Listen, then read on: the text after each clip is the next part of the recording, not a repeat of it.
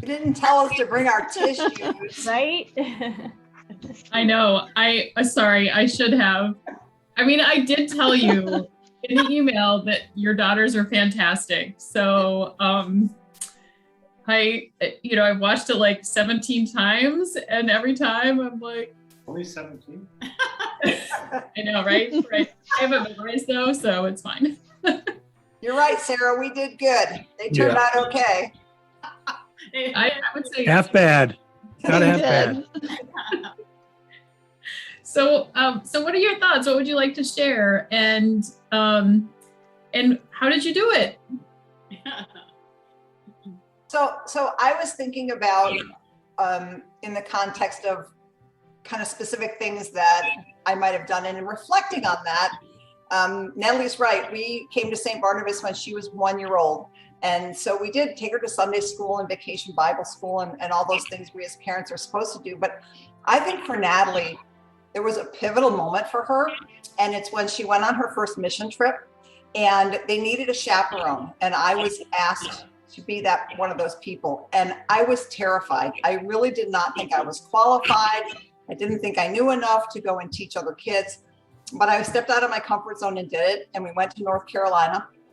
And she on that trip discovered the joy of serving others who are less fortunate than herself.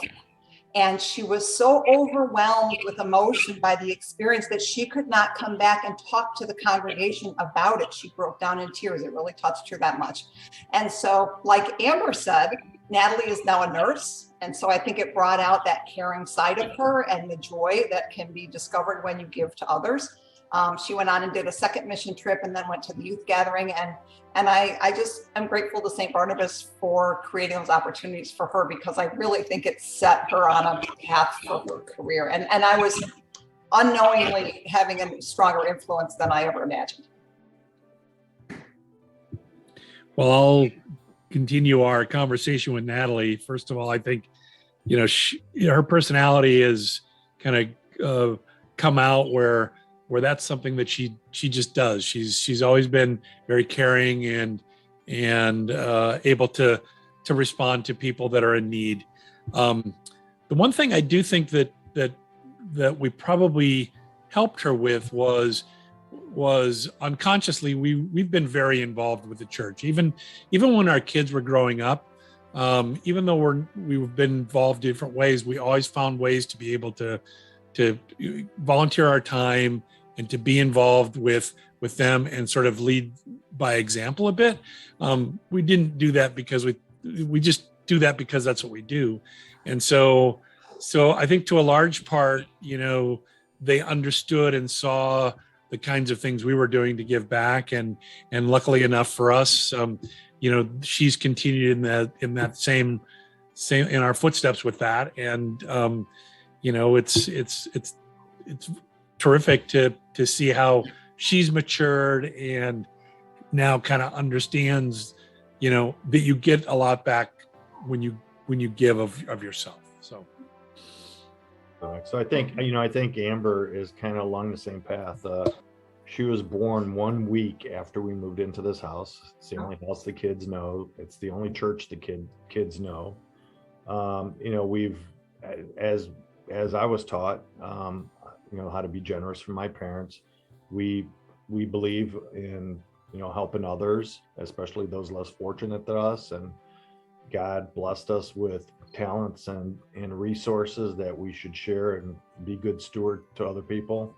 I think if just kind of on a side note, as far as teaching stewardship, I think that the little cardboard church or box house that's by the pulpit for the offering, to me that is very powerful.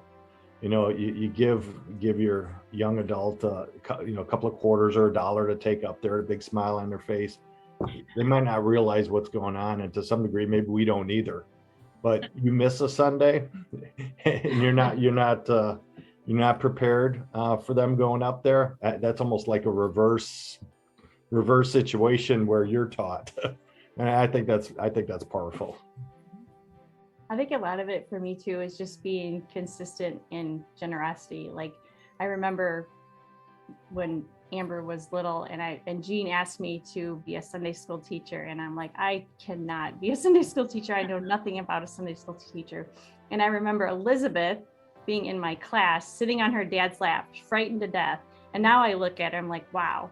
But I think it's being consistent and just constantly doing things to help others, and they see that. It's not just telling them to do stuff, it's they're watching you. So, yeah.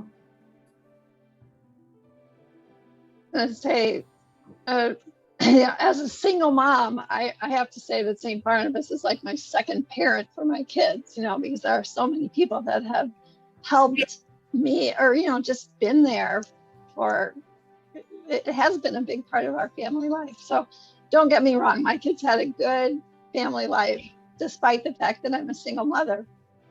And part of that is from the generosity of time from the church, generosity from my ex-father-in-law, who's been a great support financially and just there for us, my own parents. So I heard my daughter say one thing. She said time, and I was trying to think, well, where did I learn generosity from? And I think it's more in the generations in my family. I don't know about their financial giving, because I think they were those from the age where they didn't share that with their children. So my parents, to this day, even though they're still alive, they are very to themselves about their finances. So, but I could see that they gave their time and their parents before them. And I think it just carries on. So I remember, not to go on, but my daughter's just like, when you're a parent in church, like, just be quiet, please. And, can you look forward and stop arguing from one side of me to the other? I'd sit between them, and there were just some times when you're just like, why am I here?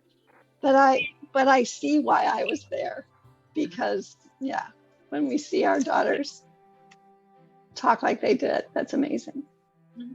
Yes, it is. Yes. And ever since, it was just part of our daily routine, where it's our Sunday routine, where Elizabeth and I and Sarah, we'd all get up and take her to Sunday school and get all those activities and get her involved with that. Or no matter what, give a little offering to a little Sunday school box or whatever we can do. Just try to maintain that and be consistent. Yep. And I taught Sunday school forever, and then because our kids were so shy that they wouldn't go unless I was there, so preschool through heaven knows how many years I sat down there with the kids, but if that's what it took, that's what it took. And then Mark was the attendance guy, and he would go around with all the papers and whatnot. And Elizabeth was, like you say, petrified once because Denise Kubas was the teacher. And Elizabeth, she treated Elizabeth like the lost sheep, and she put Elizabeth around her neck. And Elizabeth came home that day and she wouldn't talk. I said, oh, Mrs. Kubas. And we just laughed and laughed and laughed, and we still remember. So you need to ask Denise about that. But church is very important. We both grew up in it. And I don't want to say our kids didn't have a choice, but it's very important to be there. Give, and you will receive, no doubt about it. They get it, and hopefully, they get it, and they're going to pass it down to another generation, which is fantastic. Yeah. And what I think is so cool is that they look amazing in that video, and it's because of you all, right? Like, it's because of you all. They are reflections of you, and that's like, what more could you want, right? Like, so I guess what I'm saying is good job, like amazing job, right? Really amazing job. So thank you for being great parents and raising great kids who are doing great things in the world and making a difference in people's lives, and in really, you just don't know. You don't know how they're making a difference, but they are. We know that they are. So Thank you. Thank you. Yep, thanks. And for our listening audience, you just keep at it. Yes. Okay. And thank you for this opportunity, because I haven't seen a lot of these kids for a number of years now, and they have all grown up and matured and are so well spoken, and I just love seeing them as adults. Y'all have done well. Congratulations.